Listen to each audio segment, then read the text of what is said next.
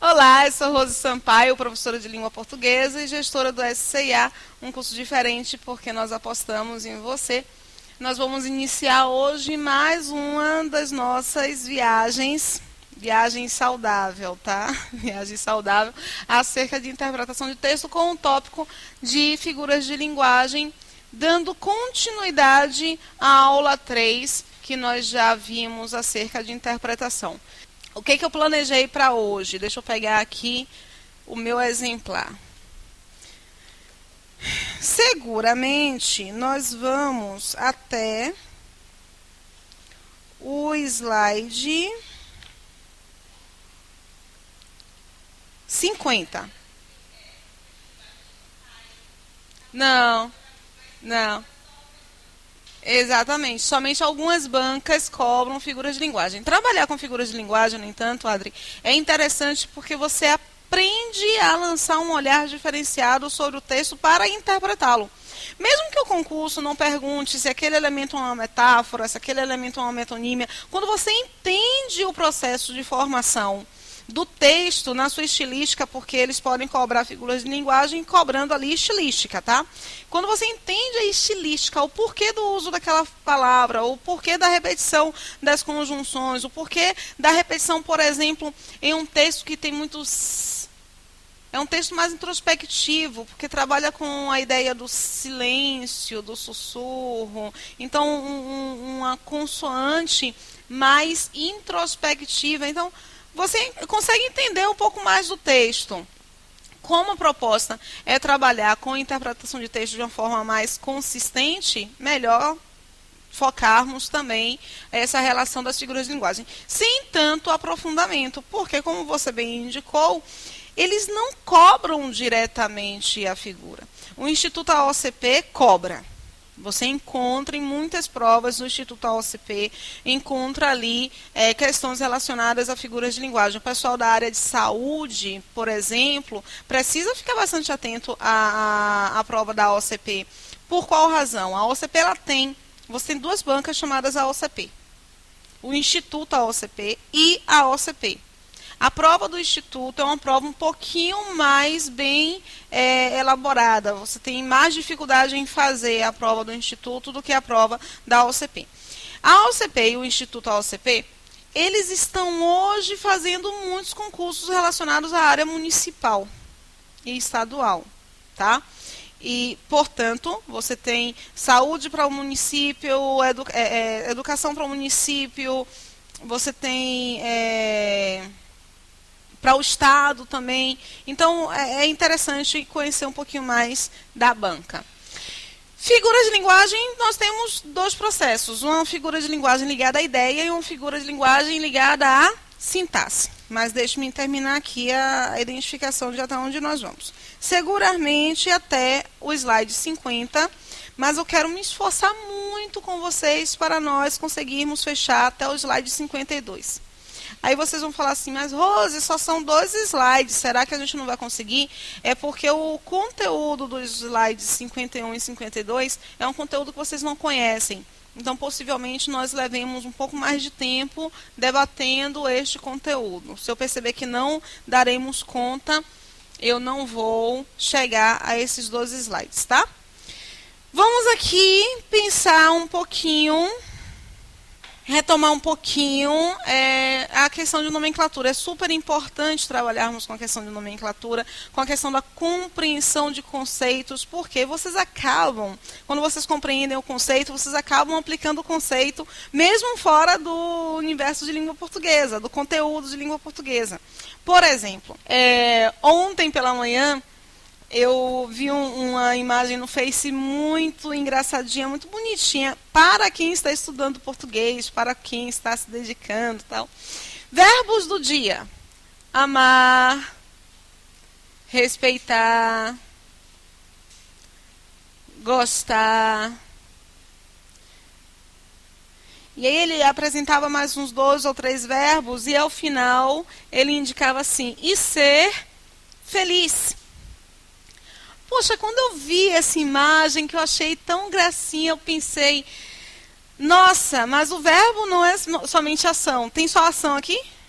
Não, porque ser feliz não é uma ação. Eu gostei dessa ideia.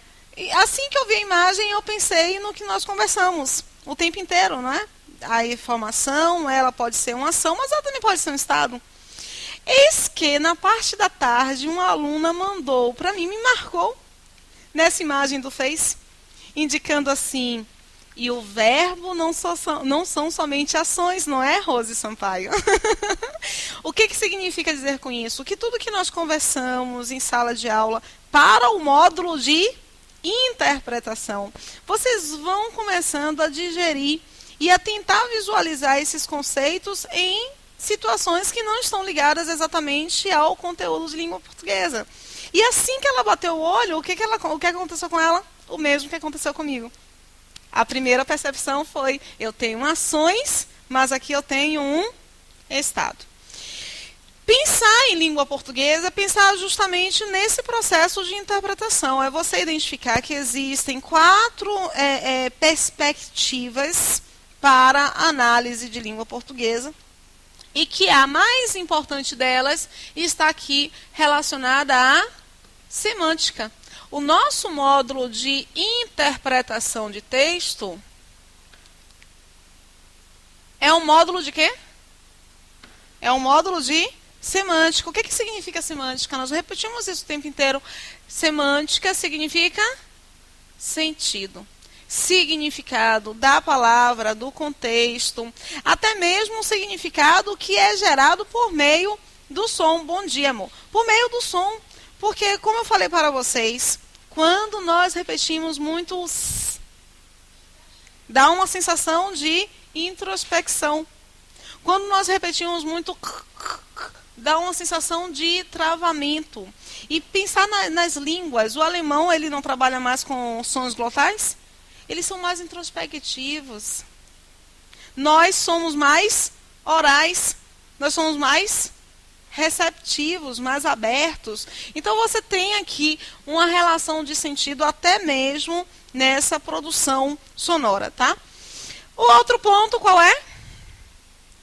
Fonética é o nosso, para quem está assistindo e quer fazer o curso, nós vamos iniciar no próximo mês justamente o módulo de fonética. E aí que vocês vão ver também diversão, tá? É muito divertido o módulo de fonética. Ele é divertido, mas finaliza com uma pequena depressão, que é a parte de ortografia. Você descobre que não sabe escrever. É horrível, é horrível. Então aqui você encontra o próximo módulo, que é o módulo de morfologia. O que é morfologia, gente? É o estudo da forma, porque morfo significa forma, logia significa estudo. Morfologia, portanto, é o estudo da forma no contexto para identificação das características que aquela palavra vai assumir para aquele momento. Porque às vezes as palavras mudam de significado, não mudam? E se mudam de significados, às vezes as palavras mudam a sua classificação morfológica. Um verbo deixa de ser verbo, um adjetivo deixa de ser adjetivo, um substantivo deixa de ser substantivo. Você encontra o próximo momento, que é o momento de sintaxe. O que significa sintaxe? Enquanto morfologia são as características, a sintaxe vai ser a relação estabelecida, a funcionalidade. Olha, quando vocês estudam funções sintáticas, vocês não analisam que a ideia das funções sintáticas é a ideia referente à função, à funcionalidade que aquela palavra vai exercer naquele determinado contexto. Quando eu falei para vocês sobre a questão de verbos, eu indiquei que o verbo é uma ação, mas também pode ser um estado. Ou seja, eu posso informar uma ação ou eu posso informar um estado. O verbo, portanto, ele tem como característica estabelecer essa funcionalidade da informação. E aí eu tenho um outro elemento aqui. Para eu me comunicar, eu preciso apresentar uma informação sobre uma determinada coisa. Então, este momento é o momento que tem a funcionalidade, ou seja, que exerce a função de coisa acerca da qual se informa algo. Só para adiantar um pouquinho determinadas nomenclaturas, que eu ainda não falei para vocês, sobre essa aqui eu falei, não falei? A coisa sobre a qual eu informo algo é a função do sujeito. O sujeito é o protagonista da minha informação. É sobre ele que eu estou dando uma informação. A informação, a gramática passou a chamar de predicado. Então, eu tenho duas estruturas que constituem a minha comunicação, duas estruturas básicas que constituem a minha informação. É a informação e a coisa sobre a qual eu informo. Em termos de nomenclatura, eu tenho o predicado e o sujeito. Belezinha? Existem determinadas funções que estão ligadas justamente a esta funcionalidade, ao estabelecimento dessas relações entre as palavras. Se eu mexo nessas relações, eu estou justamente trabalhando com figuras de linguagem chamadas de figuras de sintaxe. Aqui, eu tenho a elipse, que é muito parecida com a zeugma. Encontraram esse slide? É o último slide da aula 3. A elipse é quando eu omito um termo. Eu não citei esse termo antes e eu estou omitindo o termo, mas o meu leitor consegue perceber que ali existe uma determinada palavra. Por exemplo, lá no texto, ele escreve filho de peixe. Palavra ou estrutura. Quando eu olho para alguém e falo assim, tá vendo aí? Filho de peixe, reticências, o que a pessoa completa? Peixinho é. Então, eu faço aqui, estabeleço a omissão de um termo ou de uma estrutura facilmente resgatado, mas que não foi utilizado antes, ok? Esta é uma figura de linguagem. A próxima figura de linguagem que trabalha com a ideia de supressão é a zeugma, que suprime, mas suprime algo que já foi citado.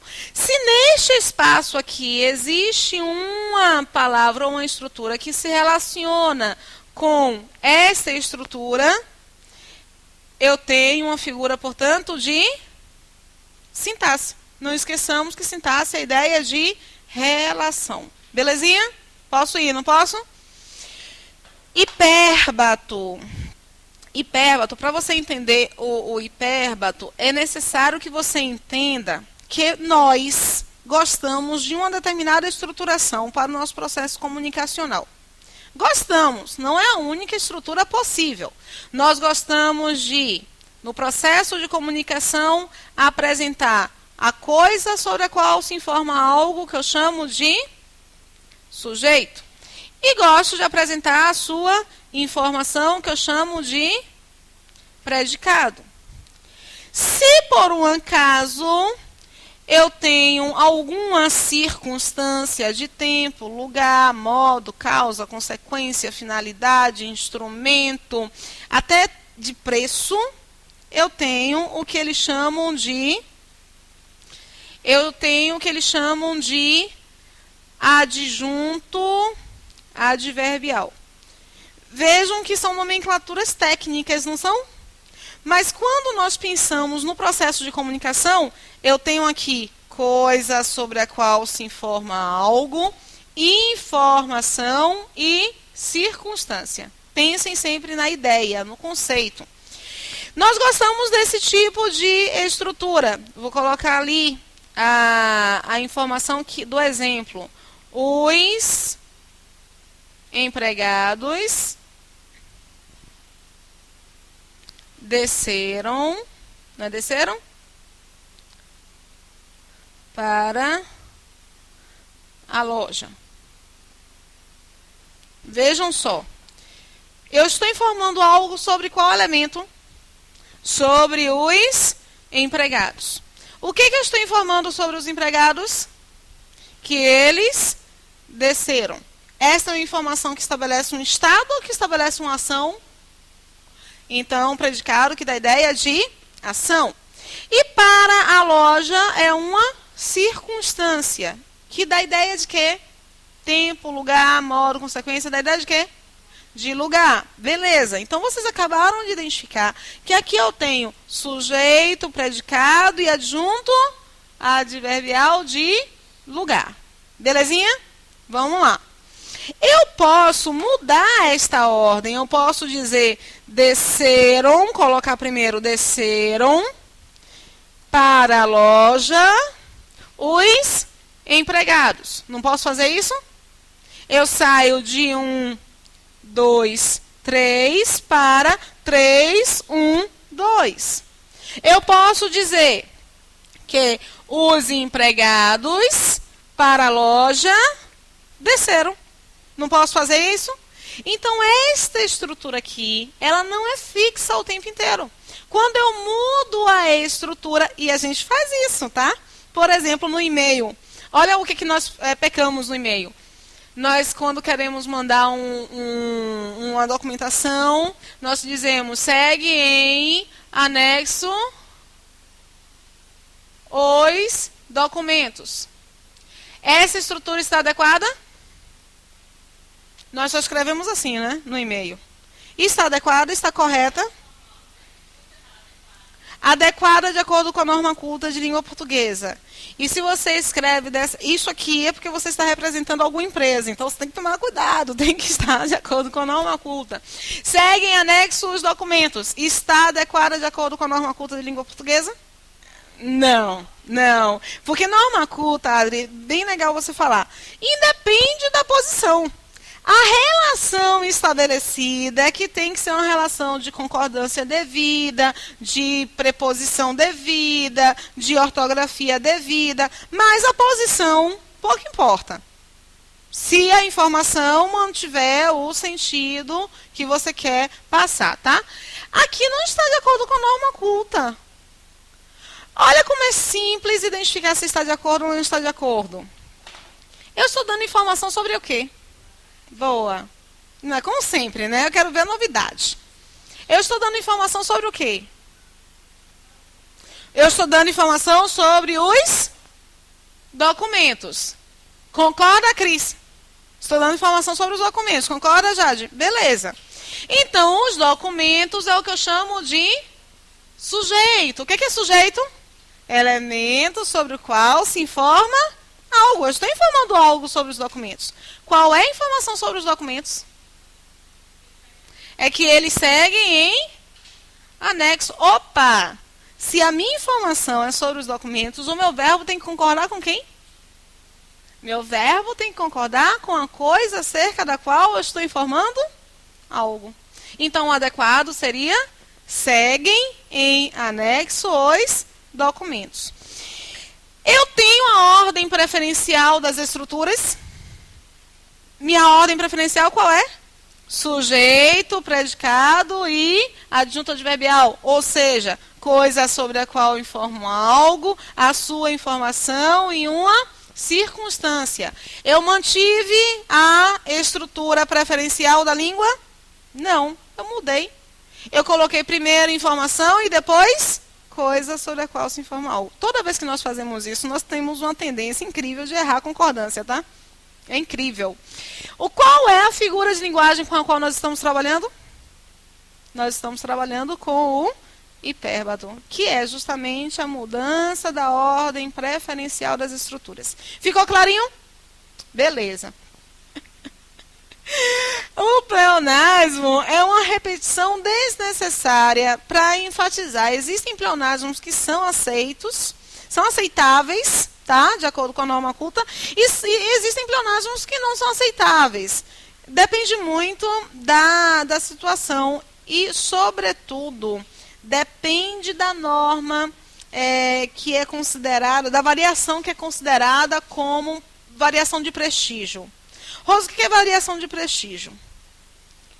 Existe um jeito de falar que tem prestígio social, não existe? Não existe? E existe um jeito de falar que não tem prestígio social. Alguns gramáticos, eles seguem a ideia de que existe sim um certo e um errado, que é a gramática normativa, tá? É aquela que dita uma norma, que fala para você, Adri, que existe um certo ou um errado. E existe um determinado grupo que identifica uma gramática mais descritiva, uma gramática mais do uso.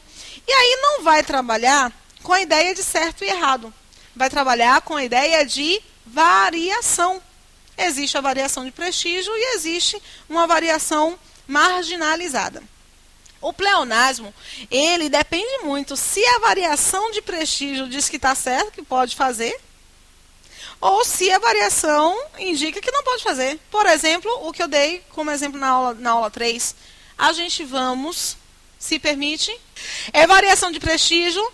Quem diz a gente vamos é reconhecido socialmente? Infelizmente, não. Mas, pasmem, em Portugal, médicos, engenheiros, arquitetos, professores falam sem nenhum tipo de constrangimento, a gente vamos. O que eu tenho aqui? Não é, perdão, não é nem o pleonasmo. Não é nem um pleonasmo esse. Eu pensei no processo da variação, mas eu não dei um exemplo de pleonasmo. Não é, de acordo com a norma culta de língua portuguesa, não é reconhecido como correto nisso. Mas é uma variação. As pessoas, elas apresentam variações, não apresentam? Eu sou igual a vocês? Vocês são iguais entre si? Vocês são iguais a mim? Não. Então, cada um tem a sua forma de falar, que traduz, inclusive, um determinado grupo social. Por exemplo, se uma mulher fala como um homem, a ideia de que você tem da fala do homem mais impositivo, mais agressivo, acabam dizendo que ela é mulher macho, né? Que ela tem um comportamento agressivo. Se um homem é mais delicado no seu jeito de falar, tem características mais femininas, já dizem que ele é um ser mais afeminado. Então, existe um preconceito.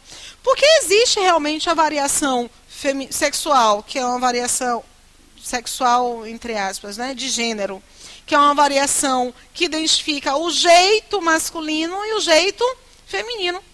Mas mulheres falam sempre como mulheres? Homens falam sempre como homens? Não, você tem variações.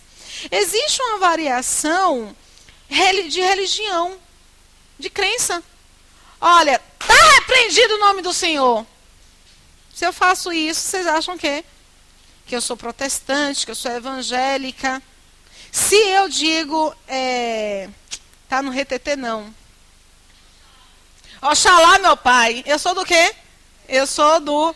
Porque existem determinadas terminologias, determinado jeito de falar que identifica um grupo.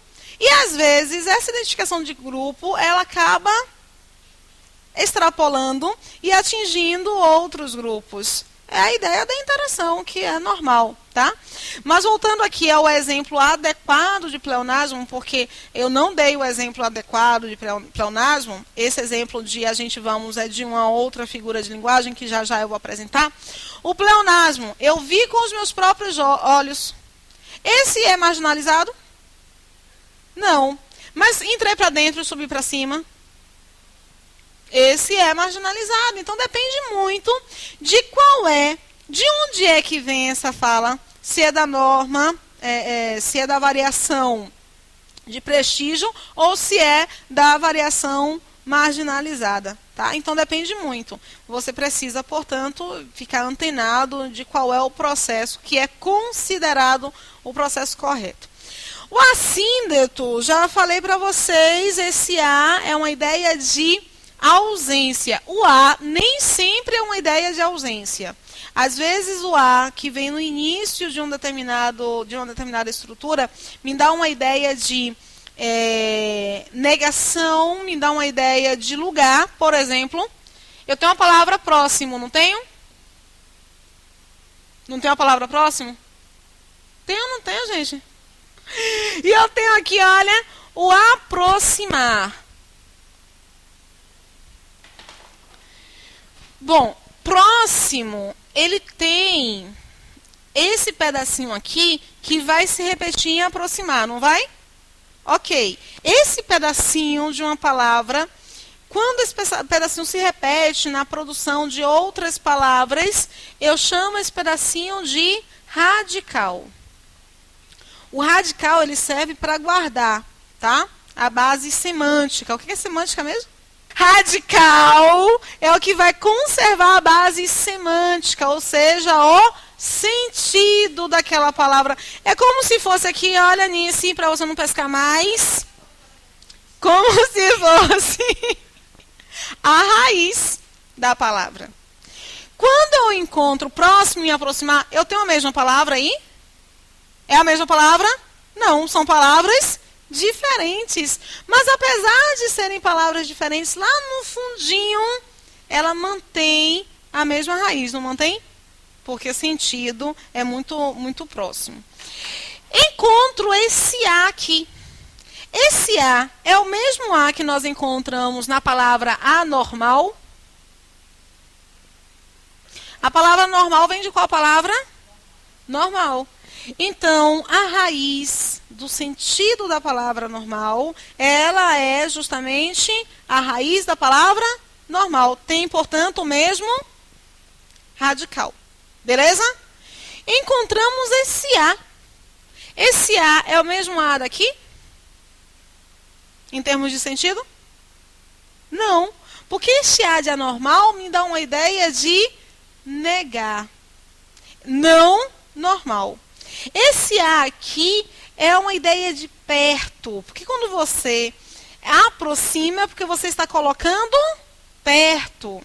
Eu encontro este A aqui, que é uma ideia de sem. Então, o assíndeto é o A, que é sem, síndeto. Basta nós identificarmos o que significa a palavra síndeto. O que é síndeto? Síndeto é a mesma coisa que conjunção.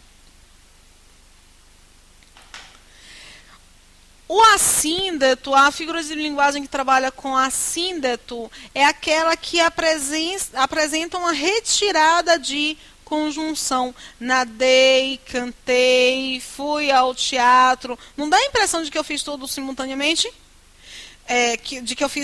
Simultaneamente não. De que eu fiz muitas atividades em uma sequência muito próxima. Se eu repito a conjunção, e aí eu saio do assíndeto para o polissíndeto, em nadei e cantei e fiz teatro, parece que eu fiz tudo ao mesmo tempo. Sem a conjunção, tudo muito pertinho. Com a conjunção, tudo em simultaneidade. Tá? Tanto que quando você repete a conjunção, num processo de polissíndeto, dá um cansaço maior quando você lê. O que é isso? É uma estilística. É um efeito que o autor está apresentando no texto para te despertar determinadas emoções. Então aqui, por exemplo, e fez a tarefa, e sorriu para mim, pegou a caneta e escreveu a carta. Não parece que fez tudo em muita simultaneidade? Se eu retiro E, fez a tarefa, sorriu para mim, pegou a caneta e escreveu a carta. É menos cansativo, não é? Porque dá uma ideia de menos simultaneidade, ok? O anacoluto, o que é essa figura de anacoluto? É quando você tem um corte abrupto em uma determinada estrutura e uma palavra ela fica sem função. Sem função, pensando na ideia de funcionalidade de relações, tá? Aqui, canivetes não me agradam, armas brancas. O que não me agrada? Eu estou dando informação sobre o quê? Eu estou dando informação sobre as armas brancas. Aqui eu tenho duas figuras de linguagem. Duas. Porque a coisa acerca da qual informo algo eu chamo de sujeito. Qual é a posição preferencial do sujeito? Qual é? No início. E este sujeito está no final. Qual é a figura de linguagem que muda a posição? O hipérbato, tá? Eu tenho aqui, minha não me agradam, é a minha Informação. Qual é o nome que a gramática dá à informação? Predicado. Então, eu tenho um sujeito, coisa sobre a qual eu informo algo, e informação, que é o meu predicado. Está na posição preferencial? Não. Vejam que dentro dessa informação, o que não agrada a alguém. Não está agradando a quem? A mim. Então, este elemento está completando o sentido aqui do meu verbo. Eu precisaria dos canivetes aqui, da palavra canivetes? Você acaba iniciando, tem um corte, e essa palavra acaba não se relacionando exatamente com nenhuma outra palavra. Semanticamente, eu tenho uma conexão, porque canivetes é um tipo de armas brancas. Mas em termos de funcionalidade para aquela estrutura, tudo que eu preciso está aqui para a minha comunicação. Eu preciso do sujeito, coisa sobre a qual eu informo algo, eu preciso da minha informação. Dentro de minha informação, eu preciso ter uma estrutura completa. Eu já tenho. Então, em termos de funções, eu não preciso dos canivetes. Ok? Anáfora é a ideia da repetição. A palavra anáfora, inclusive, é um termo que vai nos acompanhar ao longo desse nosso módulo de interpretação de texto, mas não somente. Nós falamos muito sobre relação anafórica lá na frente em morfologia, tá? O que é anáfora? Vocês sabem o que é uma análise? Indiquem para mim o que é uma análise. Deem um sentido. Você só pode analisar algo que é conhecido. Você pode analisar o desconhecido? Não. Então, você tem um determinado dado aqui, que é uma informação, é algo conhecido, e você coloca esse dado na análise. Então, a análise é sempre uma ideia de retomada. Ok? O termo aqui vai se relacionar, a ideia vai se relacionar com a análise vai resgatar a ideia. Esse ana aqui, ele pode dar uma ideia de repetição, de resgate. A anáfora, enquanto figura de linguagem, é quando você repete as estruturas. É pau, é pedra, é o fim do caminho, é um resto de touca, é um pouco sozinho. Você acaba repetindo a estrutura do verbo ser. Por que eu estou abrindo um parênteses aqui para a nomenclatura anáfora? Porque hoje tem sido muito comum que o concurso pergunte para vocês, ou o vestibular, existe uma relação anafórica? Vocês sabem o que é uma relação anafórica? A relação anafórica pode não ser uma relação de repetição. Porque anáfora é também uma ideia de retomada. Tanto repetição quanto retomada estabelecem para meu texto o que nós chamamos de coesão textual. Olha, Rose, qual é a diferença entre uma repetição e uma retomada? Repetir é você repetir a palavra. Retomada é você retomar a ideia. Esta retomada pode ser com a mesma palavra ou com uma palavra diferente. Por exemplo, vi o rapaz de que lhe falei. Vi o rapaz de que lhe falei. Reparem só, eu tenho quantas informações aí? 2 informações. Porque eu estou dizendo que eu vi e eu estou dizendo que eu falei. Então, eu tenho 2 informações. Aqui, portanto, eu tenho somente um predicado. Eu tenho 2 predicados, porque cada informação é um predicado. Beleza. Onde é que vocês poderiam dividir essas 2 informações? Dividir justamente no rapaz. Eu vi o rapaz. Aí, início vai me perguntar. Que rapaz? O rapaz da barriga de Tanquinho. Eu tenho aqui, portanto, minha primeira informação e a segunda informação. Só que essa segunda informação ela é solta da primeira. É solta? É dependente, não é? Eu preciso saber da palavra rapaz para entender esta construção de que lhe falei. Qual é a palavra que retoma a ideia de rapaz? Qual é? O li retoma a ideia do rapaz? O li é o rapaz? O li é o rapaz? Adri, leia aí. Eu vi o rapaz de que lhe falei. Esse li é o rapaz? Não. O falei retoma a palavra rapaz? Retoma? Eu lhe falei de quem? Mas é a palavra falar que está relacionada a rapaz? Substituindo a palavra rapaz? Não. Qual é a palavra que está substituindo? Aquele de que lhe falei. O qual lhe falei. Essa palavra aqui, ela está estabelecendo ligação com a palavra rapaz. É ela que faz a retomada. Tenta tirar essa estrutura para vocês perceberem se tem lógica. Eu vi o rapaz, lhe falei. Tem lógica? É o mesmo sentido? É o mesmo sentido, Nice? Eu vi o rapaz, lhe falei. É o mesmo sentido? Não. A palavra que está estabelecendo retomada, que está estabelecendo coesão, conexão, é a palavra que. Então, a palavra que também é um processo de anáfora.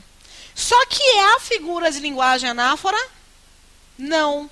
Porque a figura de linguagem anáfora é a ideia da repetição. E a anáfora de retomada não é uma figura de linguagem. Belezinha? Deu para entender direitinho?